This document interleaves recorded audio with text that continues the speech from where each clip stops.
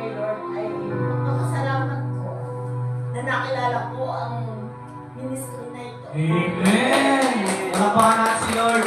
Kasi, noong pa, marami akong nakukutan mga ganitong baga si Pastora, kung makilala ko siya, parang, nandito ko.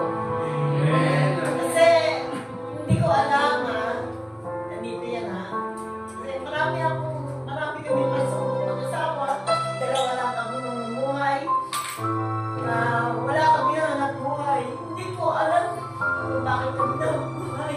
Dahil kay Lord kasi nananalig ako sa Kanya. Amen! Kapag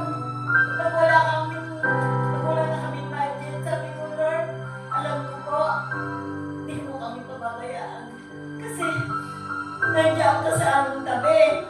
Mamaya konti, patawagin mo kapitbahay namin.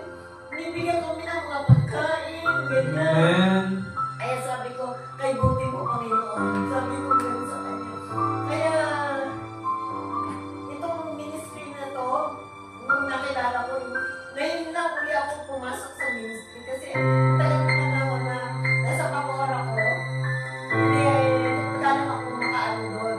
Kasi dito, kahit pa paano, nasusundo kami na kasi hindi ko naman siya kaya Dalawa lang kasi kami. Hindi ko siya kaya ilabas, hindi ko siya kaya ipasok. Kaya nakakulong siya sa bahay. Naiiwan ko siya kapag ako aalis. Ganon. At saka yung mga panahon na nagpa-opera ako sa mata, sa Nueva Ecija, naiiwan siya mag-isa. Sabi ko, Lord, kayo nang bara sa kanya kasi kailangan ko lumaban sa buhay. Kasi kung dalawa kami, hindi ako lalaban, ako may lakas pa siya, wala na. Paano kami mabubuhay? Hindi pwede lagi hindi. Kahit hihingi lang ako talaga kay Lord. Kay Lord talaga. Doon ako lumubukan ng lakas, ng tamang pag-iisip, na bigyan pa ng katinuan ng muster ng pinakasawa ko. Kasi Lord, nag-iisa lang siya doon Kasi minsan, nakakaisip tayo na masama sa sarili natin. Bakit ako nagaganito? Bakit ganyan siya?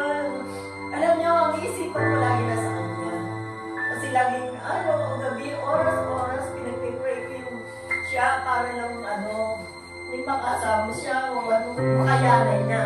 Kasi dalawa kayong lalaban Hindi pwedeng ako lang. Kailangan makakita ako. Nabulag na ako talaga kasi kataras. Kasi diabetes kami dalawa. Kaya, may mga anak ako sa una, lang. Siyempre, may pamilya sila, may buhay sila, meron silang buhay na may mga anak sila, hindi pwedeng laging doon kami nakahingi, hindi. Kailangan gumawa ka ng paraan talaga. Si Diyos ang Lord ang hihigil ng lahat para makakilos ka. Kaya ako nagpapasalamat kay Pastora.